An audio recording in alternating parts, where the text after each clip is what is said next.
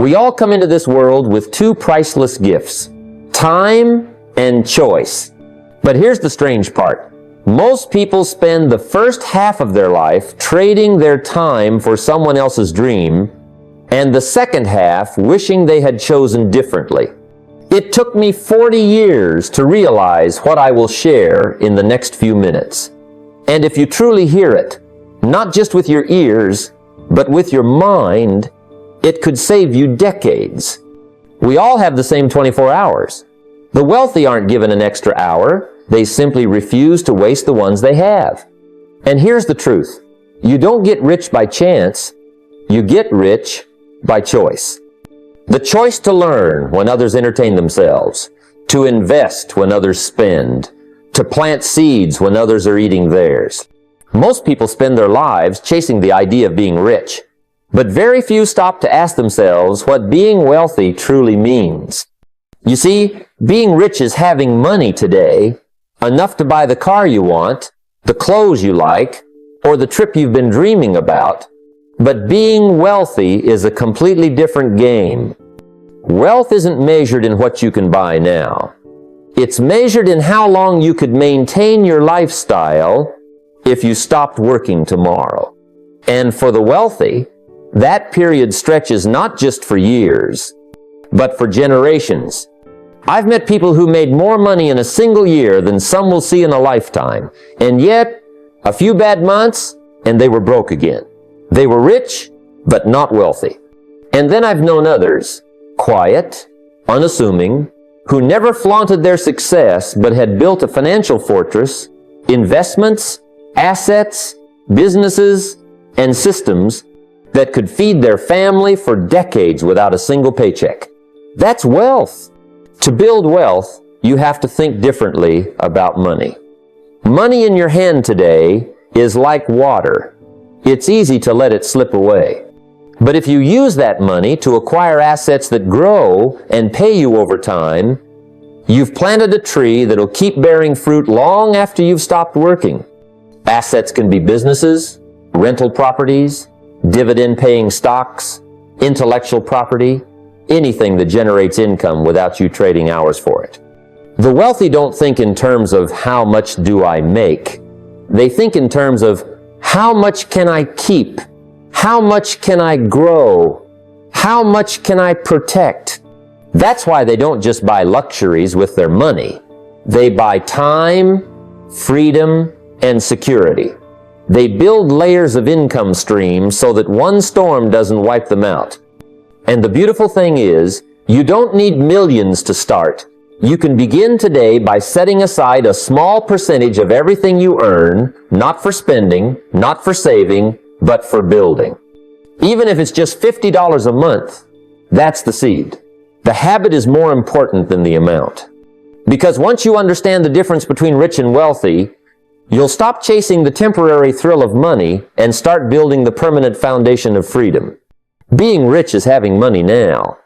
Being wealthy is having time, options, and security forever. I used to think the key to wealth was simply to earn more money. More sales, more deals, more income. That was my focus. But after years of watching people with high incomes end up with empty pockets, I realized something that changed everything. It's not the money you make, it's the money you keep and multiply. I've met people making $500,000 a year who are one missed paycheck away from financial trouble, and I've met others making a modest income who quietly accumulate real wealth. The difference is in what happens after the money comes in. Earning is only the first step, and for most people, it's the easiest step.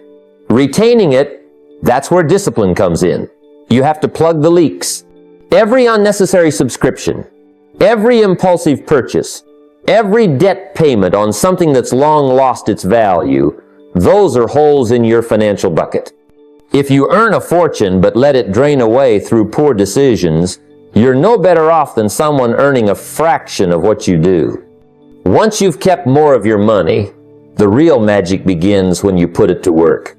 Money sitting idle in a bank account loses value to inflation over time. But money invested in assets with compounding returns, stocks, index funds, rental properties, a business grows while you sleep. That's the quiet engine of wealth building. The ability for your money to earn more money without you having to be there, trading time for it. Here's the truth. Your goal shouldn't just be to save. It should be to convert savings into income-producing assets as soon as possible. Even small amounts, directed consistently into the right investments, can snowball into something extraordinary over time. That's why wealthy people have one habit in common.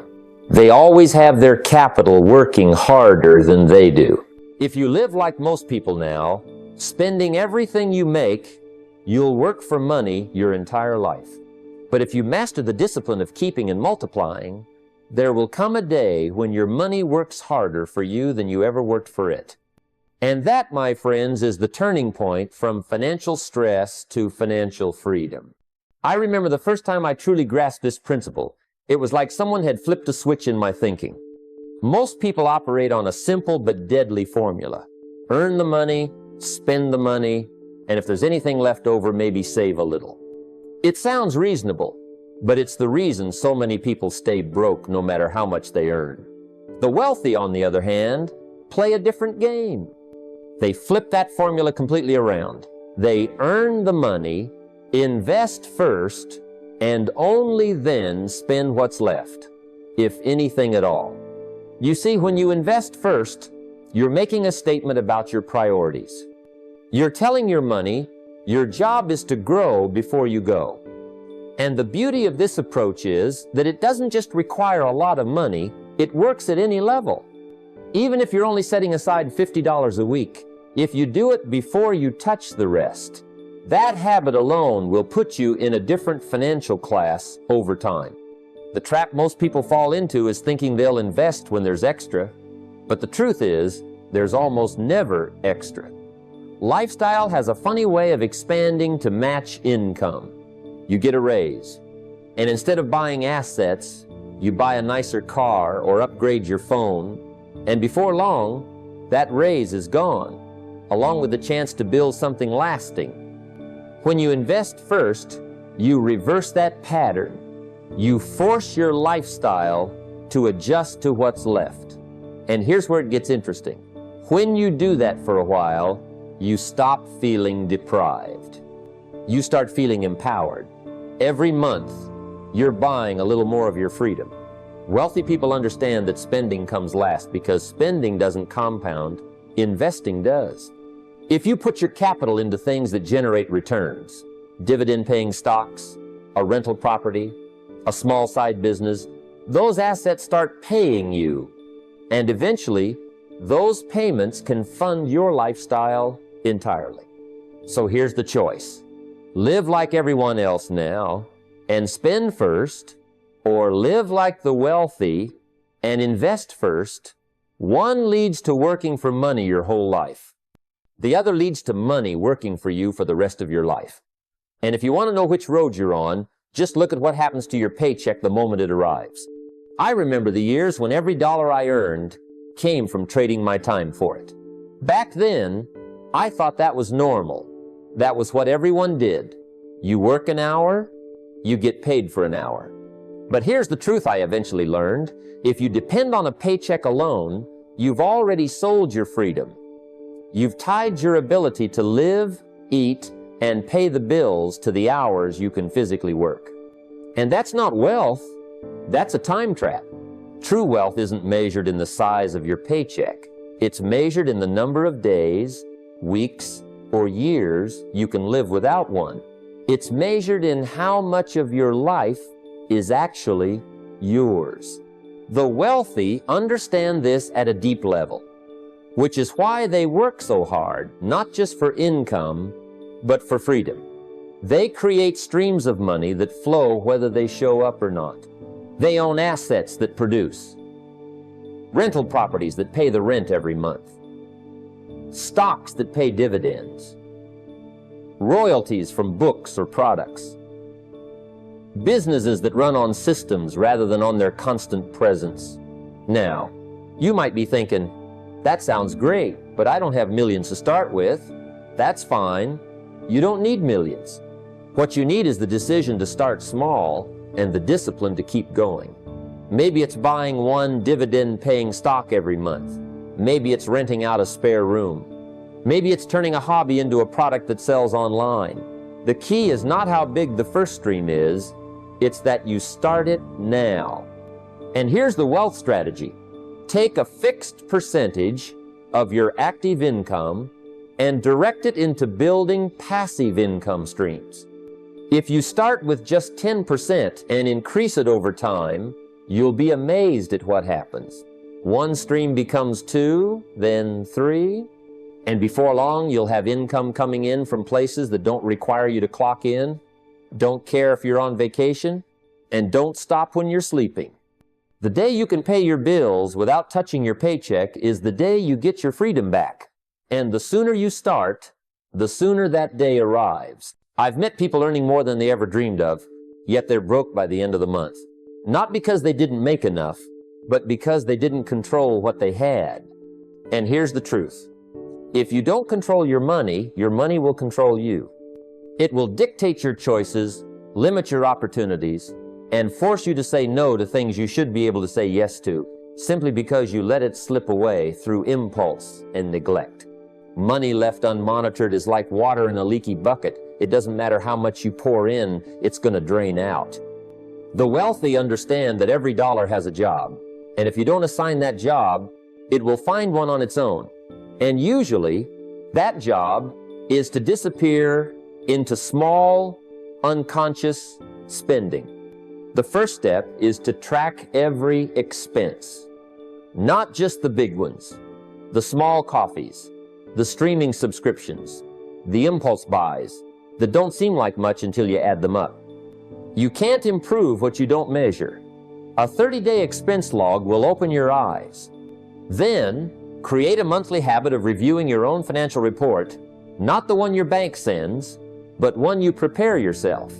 When you see exactly where your money is going, you begin to take control. Now, here's the strategy that turns control into wealth. Use cash flow analysis. Look at your outflows and identify the leaks. Money that's leaving your hands without creating value or return. Then, redirect that wasted money into assets that compound. Imagine trimming just $300 a month in unproductive spending and putting it into an investment with a modest annual return. Over the years, that single decision could turn into hundreds of thousands of dollars. The discipline isn't glamorous at first. It's not a new car. It's not a designer watch. But it's the quiet, powerful process of taking command of your financial life. Because the moment you control your money, you also begin to control your future. And when you control your future, you're no longer at the mercy of a paycheck, an economy, or someone else's plan for your life. That's real freedom. And it starts with tracking the next dollar you spend. When I first heard about compounding, I thought it only applied to money. Later, I realized it's a law of life. Time is the greatest ally you'll ever have in building wealth, but only if you use it. You see, compounding works quietly. It doesn't make you rich overnight. It makes you unstoppable over time. Most people underestimate it because in the early years, the growth seems small, almost invisible. But year after year, like a snowball rolling down a hill, it gathers mass and momentum until it's too big to stop. Let's start with money. If you put $500 a month into an asset earning a modest 8% annual return, in 10 years you'd have around $90,000. That's good, but here's the magic. Keep going, and in 20 years it's over $300,000, and in 30 years it's nearly $750,000. Same effort, same monthly amount, but time turned the modest into the massive. The wealthy don't get impatient with compounding, they protect it. They don't pull their investments out for quick rewards. They let the curve work in their favor. But compounding isn't just financial. It's also about skills and relationships. Spend an hour a day improving a valuable skill, and in a year, you're above average. Do that for 5 years, and you're in the top few percent in your field. 10 years, and you've created expertise that commands opportunity, influence, and income you couldn't have imagined at the start. The same goes for relationships. A genuine connection maintained over decades becomes a network of trust and mutual support that can open doors money can't buy. The mistake most people make is trading long-term gain for short-term gratification. They cash out investments early, stop learning after the diploma, or let important relationships fade because they don't see the payoff today.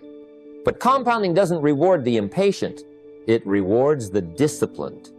If you want wealth, let your money, your skills, and your relationships work together over time. Feed them regularly, protect them fiercely, and give them years to grow. Then one day, you'll look around and realize the life you're living is the result of small, consistent deposits made long ago. That's the real power of compounding, and it's waiting for you to start today. When it comes to money, most people are passengers in their own financial journey. They drift wherever the wind blows, hoping things will turn out well. But hope, by itself, is not a plan. If you want to know what your financial future will look like, the best way is to design it. The wealthy don't leave their future to chance. They script it with precision. The first step is vision. Take time to imagine, in vivid detail, the life you want to live. Not just the amount of money in the bank, but the way you spend your days, the home you live in, the causes you support, and the freedom you have. Picture the income sources that sustain that life. Maybe it's dividends, rental properties, royalties, or a business you own. Write it all down as if you were describing a scene in a movie. The clearer the picture, the more powerful the pull toward making it real. Once you know the destination, you reverse engineer the journey. If you want a net worth of $2 million in 15 years, you can calculate exactly what you must save and invest each year, the returns you need, and the skills you must acquire. If you want your income to come from 3 different streams, you can set milestones for when each one will be created. The wealthy think this way, working backward from the finish line to the starting line. Then comes structure. Break that long-term vision into annual, quarterly, and monthly targets. Your yearly goal might be to invest $60,000, which means $5,000 a month, which means a weekly plan for how that money will be earned, saved, and invested. This turns a dream into a schedule you can track, measure, and adjust. Accountability is the final piece. Share your plan with a trusted mentor, partner, or mastermind group. Review your progress regularly. When you're off track, fix it immediately before a small drift turns into a complete detour. If you treat your future as something to be designed rather than discovered, you become the architect of your wealth instead of a spectator. And when you take that role seriously, the life you once imagined becomes the life you actually live. And here's the truth. Knowledge is only potential power. It becomes real power when it's put to work. I've seen people spend years gathering information, but their bank account, their income, and their lifestyle never move. Why? Because they let their learning end at awareness instead of pushing it forward into action. When I was young, I attended a business seminar that completely shifted my thinking about money. The speaker laid out a strategy that made so much sense, I was convinced I had found the missing key. But when I got home, I placed my notes neatly on the shelf and went right back to my old habits. 3 months later, nothing had changed except my frustration. That's when I realized, if I had acted the very next day, even on just one part of that strategy, I could have been 3 months ahead instead of 3 months behind. So now, I have a rule. Every time I read a book, watch a lecture, or attend an event, I force myself to extract one actionable step I can implement immediately. Not 10, just one. It might be opening a new investment account, automating my savings, restructuring my budget, or researching a new asset class.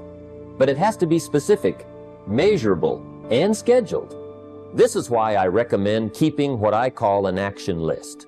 After every learning session, write down the most valuable idea you heard, and next to it, the exact step you'll take to apply it, along with a deadline. Then, review that list weekly and hold yourself accountable until it's done. Over time, this habit compounds. Instead of a mountain of untested ideas, you'll have a trail of results. The truth is, wealth is not built by knowing, it's built by doing. Information sitting in your mind earns no interest. But once you set it in motion, even in small ways, it can produce returns for the rest of your life. Most people stop learning once they know how to make a living. They figure out how to pay the bills, keep the lights on, and maybe take a vacation once in a while, and then they settle there. But making a living is just survival. If you want real freedom, if you want to provide opportunities for your family, if you want choices instead of obligations, you have to learn how to make a fortune. And making a fortune doesn't come from working more hours. It comes from owning things that grow in value and pay you whether you're working or not.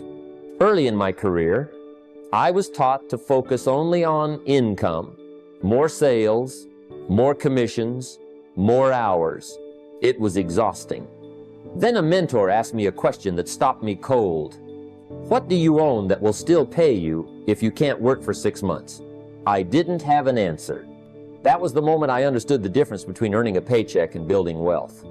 The shift begins with your philosophy.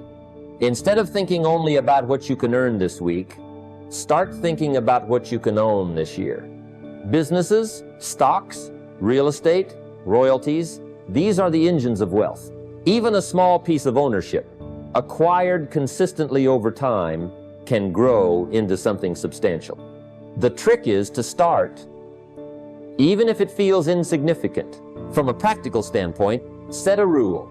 A portion of every paycheck goes toward buying or building an asset. It might be purchasing a few shares of a company, contributing to a rental property fund, or developing a product that can sell without your constant involvement.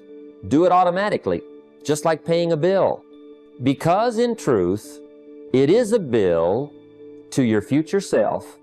The wealthy don't measure progress only by the size of their income. They measure it by the size and quality of what they own. The paycheck covers the present. Ownership takes care of the future. And if you stay committed to turning earned income into owned assets, one day you'll wake up and realize your fortune is working harder for you than you ever worked for it. Freedom isn't about quitting your job tomorrow or spending your life on a beach. True freedom is when your money is out there in the world, working tirelessly, bringing back more than you could ever earn with your own 2 hands. It's when the investments you've built, whether it's a business, real estate, or dividend-paying stocks, are sending you checks, whether you're working, sleeping, or taking a month off. That's when you own your time, and owning your time is the highest form of wealth. When I started out, I thought hard work was the whole formula. I believed if I just worked long enough and hard enough, financial success would come. And yes, work is the foundation, but it's not the finish line. I learned that the wealthy don't stay wealthy by working harder. They stay wealthy by designing systems where money works harder than they do. That's the secret. The first step is to start small.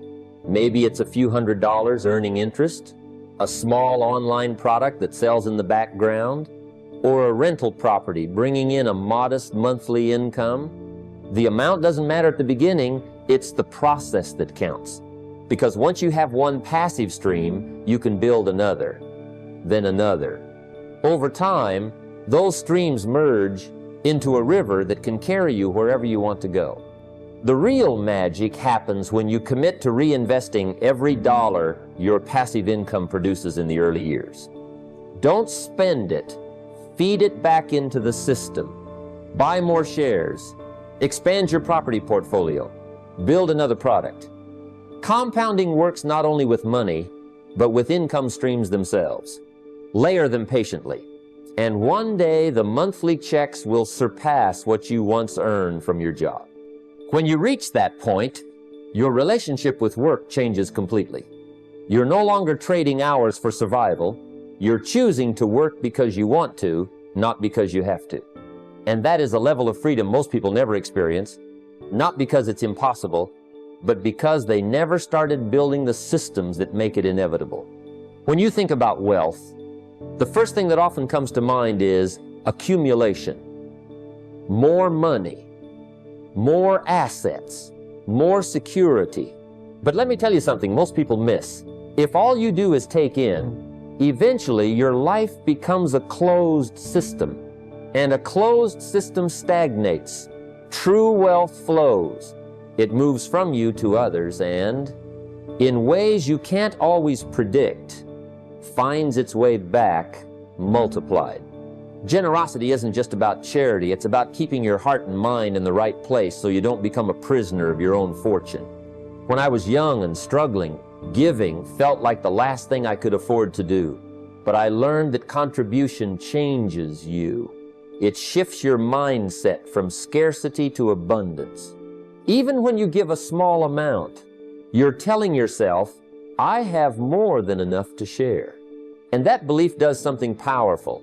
It changes how you see opportunities, how you negotiate, how you approach risk. People sense it too. They're more inclined to trust and partner with someone who operates from generosity rather than desperation. Now, generosity doesn't mean recklessness.